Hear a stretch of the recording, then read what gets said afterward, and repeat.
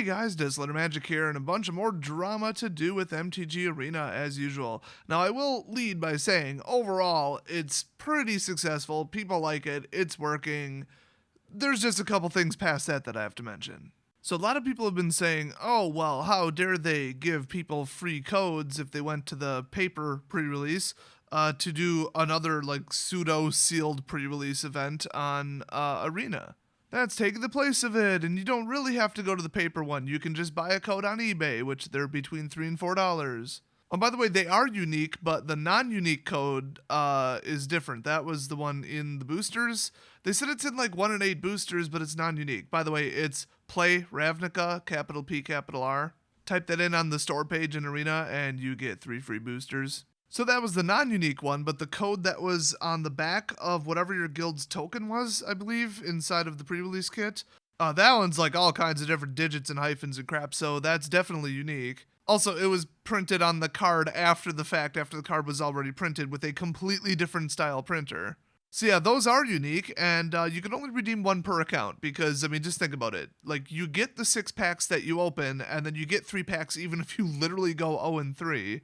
So whatever they would settle in at eBay price, probably $5-6. I mean, it would be higher because people could redeem more than 1. People could get 9 packs minimum with the codes. So everybody's complaining, oh, why is it only 1? Really? Is that a real question? And hey, the codes work. How about that? Now, people were asking, how long do you have to redeem this? I mean, believe it or not, the card, in case you didn't read it, actually says it expires July 1st, 2020. That's a bit unusual. So I think that's just some boilerplate, how long do we have to leave these valid, just generic crap. I assume it's only allowed to be redeemed as long as they're holding the pre-release, which is probably just 1 week. But I don't know. I haven't seen any comments from Wizards confirming that. But I mean, this isn't a pre-release, and let me just outline that because people are saying this is a replacement for it. People are just going to play online instead of in person. Okay, I played in person, and I've been to 30 others, and I did the one online. Not even remotely the same thing. So first of all, it was 6 random boosters, not 5 and then a seeded one, which I preferred because then people could just, build some weird janky thing and go with any color combination, whatever looked the best. A lot of deck building skill, lower power, more fun, less repeatable, boring, or repetitive, I should say, gameplay. Oh, and check out today's live stream if you want to know how well I do in a scenario like that. My pool was trash. I still absolutely dominated with it. So yeah, all it is here, build a deck out of these cards. That's it. No personal interaction, no nothing. I mean, yeah, it was Guilds of Ravnica constructed, sort of, block constructed, sort of. That's not actually the correct title, but you get it. It's a Guilds of Ravnica event, and your pool is somewhat similar. That's it. No social interaction, no snacks, no staff, no giveaways. I'd say no prizes, but it depends how you look at it. No random giveaways, no Mountain Dew necessarily. I mean, you choose how you play. One was social, one was antisocial. One was fun despite the fact that it was a miserable set to play sealed, and the other was not. Even though I was winning, I was like, wow, this is crap. They really couldn't be less similar. So just in design, structure, and rules, they were similar. In experience, completely different things. 2 completely different events. No, it absolutely does not take the place of a pre-release unless somebody's desperate to have something that vaguely resembles it and they're willing to, I don't know, practically lie to themselves about it to be like, I participated in a pre-release. No, you didn't. I would call it a similar supplement. And honestly, if you ask Wizards, that's probably what they would say too. So don't listen to everybody running around saying, oh, the sky is falling. Oh my gosh, Arena's replacing paper. It's driving people away from LGSs. I mean, that might be true to an extent, in a small part. But in this particular case and what people are referencing, no. By the way, big thanks to the 5 or so people giving out their free codes that they weren't using or bonus codes if they went to 2 or 3 events or whatever in my live stream. You guys are awesome. Some people just could not make it to the pre-release because, hello, it's midnight to 6 a.m. Not everybody can do that with the work schedule, family, all that stuff. So at least they were like, I got to do something that almost resembles a pre-release. Or, hey, I'm playing Arena, but I couldn't go play paper on that day. Oh, cool, I get some free stuff. Either way they want to look at it. That was pretty cool, but it does prove that, big worldwide discount codes, they do absolutely nothing because they're going to hit the internet in 3 seconds and not be tied to anything that they were going to make them be tied to. Obviously, that was the point. Obviously, Wizards knew this. So the Play Ravnica code, I think they knew that would hit the internet pretty quick and that you wouldn't actually have to go buy Guilds of Ravnica boosters to get that code. But they also proved that they can successfully print and successfully have redeemed these code cards, like the actual unique ones. But, you know, it worked in New Zealand, so it makes sense. So I'm looking forward to more of that in the future. And if you're like, oh, but I don't want to buy a $40 pre-made deck to get something online for free, that's stupid. They've also proven, which, hello, Pokemon, duh, that you can find them on eBay. Same day, digital delivery, dirt cheap.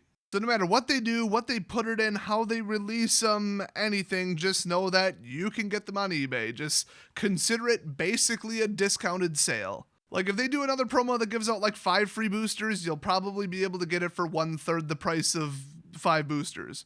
You can't really argue with the end result, no matter what Wizards claims the intent is or what they think it'll do to sales doing some kind of weird promotion. Hey, speaking of pre-releases, I was completely unable to corroborate this in any way, shape, or form. I couldn't find any reference to this, but some random person on the internet sent it me, so I'm gonna read it. Remember, this is the Desolator News Network, and that's how we do things. Also, I'm sure the comment section will have something to say about whether or not this is true or any kind of evidence, but basically, allegedly, Magic the Gathering made some kind of public post on social media on September 21st at 11 a.m., local time there, I think. It just says, Magic fans of Israel. I don't know why it's in English either. We have been working to try to ensure that the Guilds of Ravnica pre-release materials would arrive next week, but due to unforeseen delays, this product is unlikely to make it to Israel or into Israel in time for events on September 29th and 30th. Oh boy, let me just stop you right there, Wizards, if this is true and not fake. Isn't this why you made everybody, as of honestly a couple weeks ago, go through a distributor for their pre-release materials? Because it used to be allocated directly from Wizards and you could buy directly from Wizards, and then they would ship it to you poorly and not always on time. And I am not just talking about internationally, because customs and international shipping are pretty much the worst thing ever. Oh no, so the ones that went to Brazil were just simply stolen out of the truck or warehouse or whatever, because Brazil is terrible. Now, I know how the 6 distributors in America work. I don't know anything about international anything, how Wizards gets the stuff to them. This might still be Wizards' responsibility. Who knows? Either way, they dropped the ball again for an entire country. Whoops. So it goes on to say, as a result, we have decided to delay the Guilds of Ravnica pre-release events in Israel 1 week to the 6th and 7th of October 2018. This will ensure that all stores and players get a chance to enjoy the experience with all the correct materials. Please reach out to your local WPN store for updated events, timing, and details. Thank you for your understanding. And this was written with very common, like, boilerplate language that's custom to Wizards of the Coast, so this is either the best fake I've ever seen, or this is accurate and real. So that sucks for Israel. I just want to report on the fact that they comically dropped the ball again, and this is what they're doing about it. But boy, are they, what would that be? Hypocrites, inconsistent, a mess. You guys know Rogue Deck Builder, Kevin, owns a store. One time their shipment of pre-release kits did not show up on time. And so I think the prize support did, like the booster boxes did that they were supposed to give out as prizes. So they said, can we just run a draft because we have enough for draft and we'll just give people tickets for prizes and use the prizes as drafts? And Wizards was like, nope, you cannot do that. Your materials did not show up because we did not ship them to you correctly or on time or something happened. So as a result of our own stupidity, you can't hold the event. And they had like pre-sales, they had signups, they had people driving from like 100 miles away. They had to call them individually or have them show up anyway and be like, sorry, it's canceled. And like he even was going back and forth with Wizards. And remember, hello, he runs a giant YouTube channel about Magic. I think they know him. He came up with a perfectly fair, logical, reasonable second plan, idea, backup plan, whatever. And they were just like having none of it. I don't know what he did about it. They probably just held it anyway, and he's just not saying it so that he doesn't get his WPN suspended. Either that or they held some kind of pseudo-sealed event or something with an older set or whatever. And then what do you do with the pre-release kits that you can't return? That's always fun. So Wizards sucks, their distribution sucks, their whole system sucks, and sometimes they screw over individual shops, and sometimes they screw over entire countries. It's almost definitely like FedEx's fault or something, but still. So the less they're involved, the better, apparently. So thank you, Daniel, for sending that to me. If it's true, if it's not, then screw you. So the last thing is, in case you didn't catch my very long live stream today, actually, we ran the entire, stop calling it a pre-release, people, the sealed event, I believe is their title, on Arena. And yeah, it was like hilarious, just top deck-a-thon, blow each other apart jank where everybody's decks were about the same power. Until I started winning, and then they started putting me up against people who are somehow silver rank in limited, which means by my calculation, they've ran like 3 or 4 or 5 sealed events in a row. It's really hard to rank up that high. I mean, I almost won straight out, and I made it to like 75% past the bronze starter level. So, I mean, okay, for this, if they're trying to simulate what it's like at a pre-release, and the better you do, the better your opponents are, okay. But then they do that for every other event too, and they put you up against people who I think aren't even participating in a tournament. They're just really high ranked, and they're in free play mode. I suspect that. I don't have proof of that, by the way. So for this one, I guess it makes sense logically, but I was pretty pissed off. But the one thing that I cannot tolerate, and this was proven because I called it out before it even happened, and then we witnessed it unfold exactly like I said it would, and exactly like my calculations said. In the last 2 games, it rigged my opening hand. It was a 1-lander, which is insanely rare in a 40-card pre-release deck, especially when just under half the deck was lands. I mean, that's a bit far-fetched.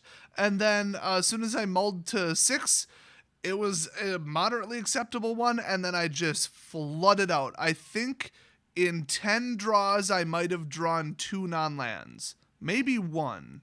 And it cost me the game, so that was awesome. I got to the 2000 gem level and then just got stalled out by the algorithm. They're just like, here, have somebody who's almost gold ranked and you don't get any lands. Oh, and then when you do, you're going to draw nothing but lands. I mean, I've seen that pattern over and over and over, so I can't just write it off as, a one-time fluke, bad luck, whatever. No, I've probably played close to 500 games on Arena at this point, and I've ran probably like 50 tournaments.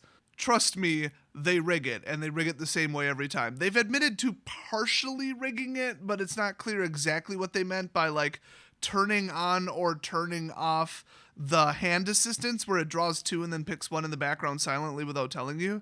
By the way, that is a real thing confirmed by the developers. Like, that is a thing that they do, and in some cases they don't do it. That's all we know. But I would dare say they go one further and make sure that you get the crappiest opening hand you possibly can if you're winning, because if you keep winning, you're going to keep winning, and then you'll get more and more coins and more gems, more packs, and you'll just be able to loop it and loop it and loop it. So they don't want the best players to just free play forever, okay? Because you're the most into it, you're the most experienced, you're the most likely to spend money. So they just simply don't want you winning too many tournaments. I mean, remember, if you can enter with 500 coins and leave with 1,000, and you can do that consistently enough, or even, get to dead even or 600, which are both options, then you're just going to keep doing it, and you'll have, I'd say, no reason to spend money, but come on, it ain't that fast. You'd have to run 2 entire tournaments with, 7 games minimum, or something like that, just to get 1 booster pack, just 1,000 coins, really? But this one, there's a hell of a lot more on the line. It's a 2,000 gem entry, not coin gem, and you can win 2,200. So I won 2,000 flat plus 3 packs. Oh, by the way, it's plus 3 packs across the board. And the cool thing is, you get 6 packs. That's your pool. You get to keep those cards. So that is fantastic. That's actually a really good deal. I mean, even if you zero out, you get, I think, like 200 gems in 3 packs and then your 6 packs. It's not terrible, and that's if you literally lose all 3 games, which I found out the opposite is true too. If you purposely spike the first 2 games in a coin tournament or this one, they will put you up against the most idiotic, poor player who has a winning record of 0. So I could say that's kind of nice, but honestly, just leave your hands off it and don't rig anything. Just put me up against a random opponent, somebody from my difficulty tier, and leave it at that. If I can outplay them, good. You can't dangle a giant grand prize in front of me and then rig it so I can't win it. That's ridiculous.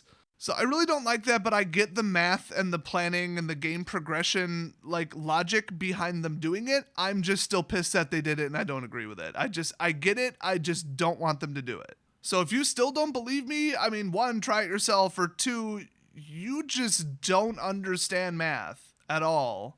I don't even know what more to say to you at that point. Trust me, it's not me being paranoid. Plenty of people can confirm this for you.